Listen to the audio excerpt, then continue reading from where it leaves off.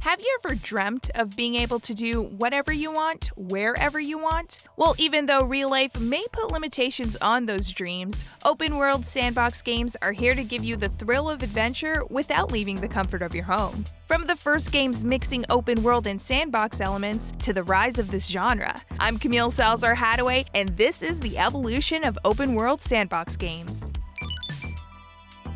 First of all, what is an open-world sandbox game?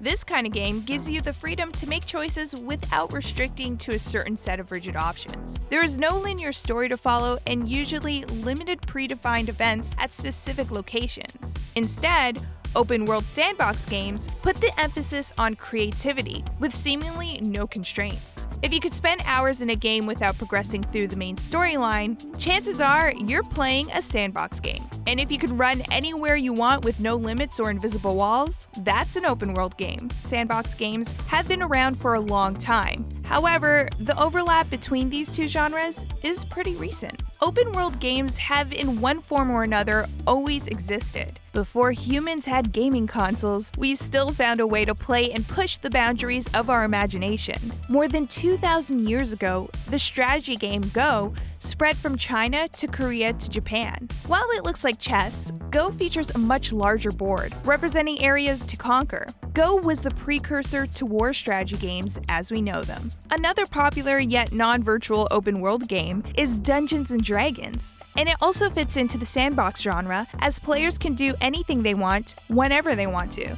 Everything is up to the dungeon master, who creates a map for players to freely explore. The first open-world video games were released in arcades during the 1970s. They were primarily arcade shooters like Jet Rocket by Sega or Western Gun by Taito. For the first time, players could move around freely in a video game without having to follow a specific direction to progress forward. About a decade later, sandbox games arrived. In 1981, Utopia set the way for a new kind of game, city builders. It inspired generations of games like SimCity, the Tycoon series, and most modern simulation games. In 1975, Taito published the first sandbox game with a scrolling open world, Inceptor. While players couldn't run anywhere and kill everyone like GTA, Inceptor was one of the first FPS games with multi-directional scrolling, creating a vast, ever-changing world where players can change almost everything is confined to the power of the machines they're released on. The first generations of consoles did not have the engines powerful enough to run open worlds smoothly, especially if they included sandbox elements. Luckily, the technological innovations of both consoles and computers soon lifted this barrier. The first game blending an open world with sandbox mechanics was Elite, published in 1984 for the BBC Micro and Acorn Electron computers. The only goal of the game is to dominate the galaxy and to raise the combat rating to the elite status. How you achieve that is up to you, and you could travel through the 8 galaxies of the game with almost no constraints besides fuel. Elite influenced gaming for generations, and may be better known to younger players as Elite Dangerous, the latest opus of the series that came out in 2014.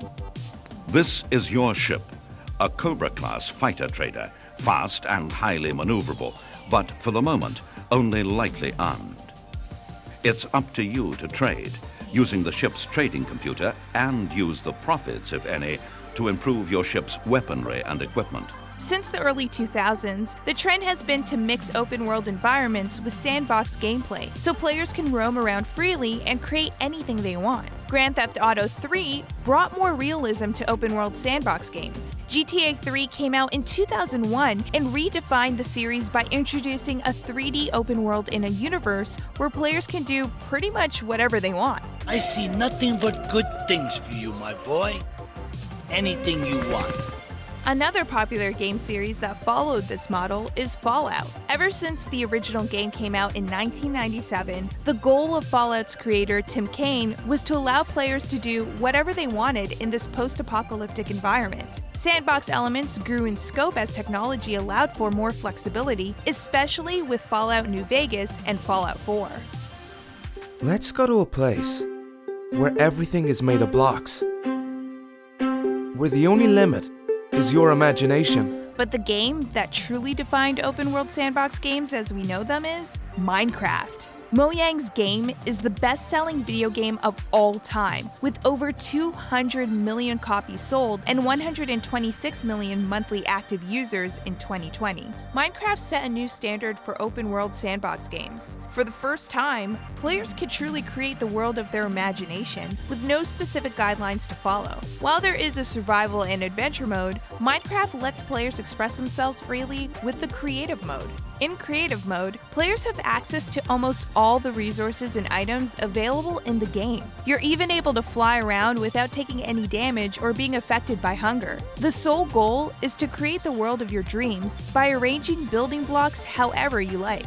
As players are eager to play more sandbox games, some otherwise non-sandbox games added a specific mode to let players express their creativity. These sandbox modes usually unlock all required materials for building and remove enemy threats so players can fully focus on creation, just like Minecraft's creative mode. In 2011, a new open-world sandbox game was released, Terraria. Unlike Minecraft, Terraria had 2D sprites and not 3D cubes to move around. Other than that, both games appeal to a player's creativity, asking them to craft and build in a world primed for exploration. Another series worth mentioning is The Elder Scrolls, specifically Skyrim. While it was developed as an open-world RPG, the plethora of mods turned the game into a sandbox with endless possibilities. You could opt to follow the main story, or you could just settle with your wife and kids in a comfy house in the City of Solitude. Grand Theft Auto 3 was a worldwide success, but Rockstar beat their own record in 2013 with GTA 5. The freedom GTA gives to perform illegal activities has no competitors on the market. Furthermore, GTA 5 has dominated sales on 3 different generations of home consoles. To this date, GTA 5 is the second best-selling game of all time, right after Minecraft. Nothing but make-believe will ever feel quite real again. Tragedy, pathos, tedium, and boredom. Think about the person you'd like to be and really obsess about it. In December 2013, 3 games released only a few days apart and promoted sandbox mechanics in a seemingly open world: DayZ, Rust, and 7 Days to Die. These 3 games share the same core goal: survive in a hostile world by interacting with the environment. You can loot materials, set up your own base, and protect yourself from zombies, or more often than not, other players. If Minecraft and other open-world sandbox games already included online modes, these 3 games from 2013 really open up the way for massive multiplayer servers. The goal is no longer to discover and build. Now, it's a matter of survival, and you're stronger in groups than alone. In 2014, Ubisoft tried its hands at the open-world sandbox genre with Watch Dogs. Players could interact with the world through hacking, going beyond the goal of completing the main storyline and giving players the ability to just enjoy the game as they want. You want to tell me what's going on? Corporate espionage, crooked cops, big explosions, honey. I heard stories, man, that like nothing you've ever seen before. Technological innovations, especially in game engines, have made it possible to develop procedural worlds to let players discover more than a large yet predefined map. As players move forward and travel, the world and its content are automatically created using a procedural creation algorithm. This allows the creation of gigantic worlds, sometimes even without barriers or even an end. One of the best examples of these procedural worlds is No Man's Sky. According to the game's developers, No Man's Sky can create more than 18 quintillion different planets. The game also includes a creative mode where you could set up your space colony on the planet of your choosing. In 2017, The Legend of Zelda Breath of the Wild pushed the interactions between players in the game's world one step further. The action-adventure lets players explore the world freely and rewards imagination, creating a new kind of objective for players besides following the main story quest. In 2018, Rockstar expanded on its previous entries into the genre with Red Dead Redemption 2.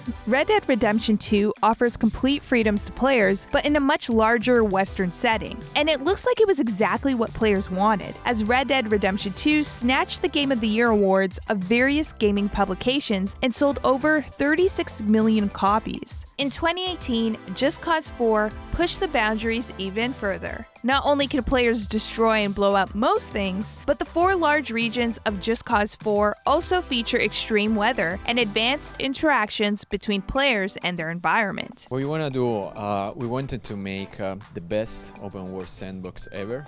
To create this best open world sandbox game ever, Just Cause 4 developer Avalanche Studios built their own game engine. Called Apex, this engine is more powerful than previous ones used for Just Cause, and can run games more smoothly even if there are explosions everywhere and dynamic weather effects. Recently, Cyberpunk 2077 brought the open world sandbox genre to the future. There is a main story featuring Keanu Reeves, but you could choose to follow it or not. Personally, I spent more time trying out cars in Night City or beating up local gang members than actually completing quests. The lawsuit between Epic Games and Apple has also unveiled some interesting insights into the future of Fortnite, the battle royale that took the world by storm. According to Epic Games' stipulated exhibit documents, the company is planning a new mode for Fortnite. After Save the World, Battle Royale, and Creative, Fortnite might be getting a new open world sandbox mode. So, open world sandbox games have evolved from being a subgenre to being a feature of some of the most popular games of all time. They've pushed gaming into new areas and let us explore virtual worlds a little more off the rails. Which open world sandbox game is your favorite? Let us know in the comments. And make sure to subscribe to our channel for more gaming videos. And don't forget to like this video to help us reach more gamers.